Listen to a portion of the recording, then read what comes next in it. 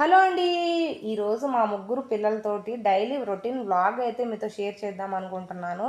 మేమైతే నేనైతే డైలీ 5:30కి 6కి అలా లేస్తూ ఉంటాను. మా వారు ఉదయాన్నే డ్యూటీకెళ్తారు. 5:30 ఒక్కొక్క రోజు 6కి వెళ్తారు. లేచి వెళ్ళేటప్పుడు నన్ను లేపి వెళ్తారు. నేను ఇంకా లేచి ఇంకా పొయ్యి మీద టీ అయితే పెట్టేసి ఇంకా వెళ్ళి బ్రష్ చేసుకుంటాను. బ్రష్ చేసుకొని తర్వాత బయటికెళ్ళేసి మొత్తం చిమ్మి కడిగేసి ఇంకా ముగ్గేసి లోపలికి వచ్చేసరికి 6 అవుతుంది టైము. 6 గంటలకి పొయ్యి మీద అయితే అన్నం పెడతాను. అన్నం పెట్టేసి ఇంకా ఈరోజు పప్పుచారు చేద్దాం అనుకున్నాను. తొందరగా అయిపోతుంది. అలాగే సండే తినుంటారు కదా, మండే కరెక్ట్గా నేను సోమవారం వస్తే మటుకు డైలీ సోమవారం పప్పుచారే చేస్తాను. పిల్లలకి బాగా ఇష్టం కాబట్టి. అలాగే ఆకుకూర కూడా తీసుకున్నాను, మెంతికూర తీసుకున్నాను. అది మొత్తం ఒలిచి ఫ్రిడ్జ్లో పెట్టుకుంటే ఒక 3-4 రోజులు ఉంటుంది కదా, పప్పు చేసుకోవచ్చు, అలాగే పచ్చడి చేసుకోవచ్చు, ఎప్పుడు కావాలంటే అప్పుడు చేసుకోవచ్చు అని చెప్పేసి ఇంకా నేను అంట్లు కూడా మొత్తం షింక్లో అయితే వేసేసాను. షింక్లో వేసేసి ఇంకా అన్నం పప్పు అయిన తర్వాత ఇంకా అన్నం అయితే చల్లారేసాను. కరెక్ట్ 7:00 అన్నం చల్లారేస్తాను. 8కి మా మా వారికి అయితే క్యారేజ్ అయితే పెట్టాలి. మా బాబాయ్ తీసుకెళ్ళి డిపోలో అయితే పెట్టేస్తారు. అందుకని నేను 8:00 క్యారేజ్ అయితే రెడీ చేసేస్తాను. మళ్ళీ ప్రత్యేకంగా వెళ్ళాల్సి వస్తుందని చెప్పేసి ముందుగానే మా వారికి అయితే క్యారేజ్ అయితే రెడీ చేసేసి మా బాబాయ్ తోటైతే ఇచ్చి పంపించేస్తాను. 8 అవుతుంది టైము. 8 అవుతుంది కాబట్టి మా బాబాయ్ తోటి క్యారేజ్ ఇచ్చి పంపించేద్దామని చెప్పేసి అలాగే మా పిల్లలకు కూడా క్యారేజ్ పెట్టేస్తే సరిపోతుంది కదా. 8:45కి అయితే వాళ్ళ స్కూలు. ఇంకా క్యారేజ్లన్నీ రెడీ చేశాను. 2 పిల్లలకి ఇంకా మా వారికి అయితే క్యారేజ్లు పెట్టేశాను. ఇంకా మా బాబు అంటే చిన్న పిల్లోడు కాబట్టి యూకేజీ చదువుతున్నాడు.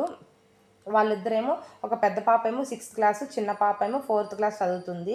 వాళ్ళిద్దరు ఈ సంవత్సరం గవర్నమెంట్ స్కూల్కి అయితే వెళ్తున్నారు. మాది పొదిలి పక్కనే గవర్నమెంట్ స్కూల్ ఉంది, మా ఇంటి పక్కనే.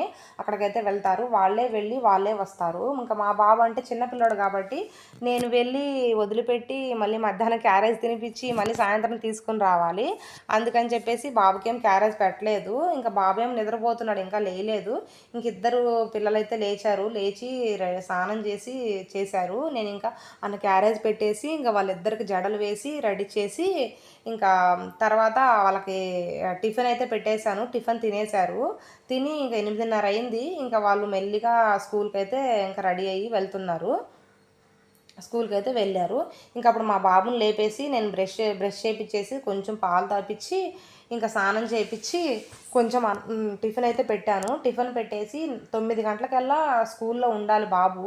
9ంటికల్లా బాబుని రెడీ తీసుకుని వెళ్ళి నేను స్కూల్లో వదిలిపెట్టి ఇంటికైతే వచ్చేసాను. 9 అయిందండి.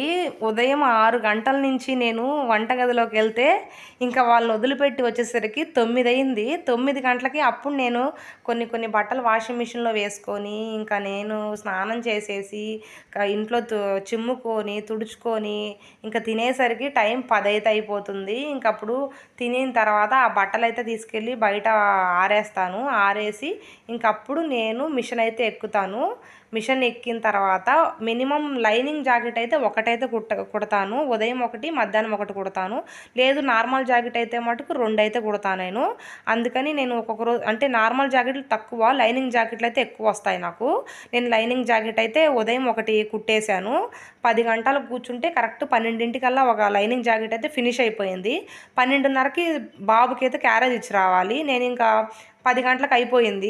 12 గంటలకల్లా అయిపోయింది. అయిపోయిన తర్వాత అప్పుడు నేను మిషన్ మీద నుంచి లేచి ఫ్రెష్ అయ్యి క్యారేజ్ రెడీ చేసుకొని ఆ పప్పుచారులోకి బాబుకి ఏమన్నా వడియాలు ఏమన్నా వేయించుకొని అప్పుడు నేను వెళ్ళాను అనమాట స్కూల్కి వెళ్ళి బాబుకి తినిపించి ఇంటికి వచ్చేసరికి 1:30 అయిన టైము. 1:30 అయ్యేసరికి నేను ఇంకా ఇంటికి వచ్చి మళ్ళీ నేను తిని మిషన్ ఎక్కేసరికి 2 అయింది.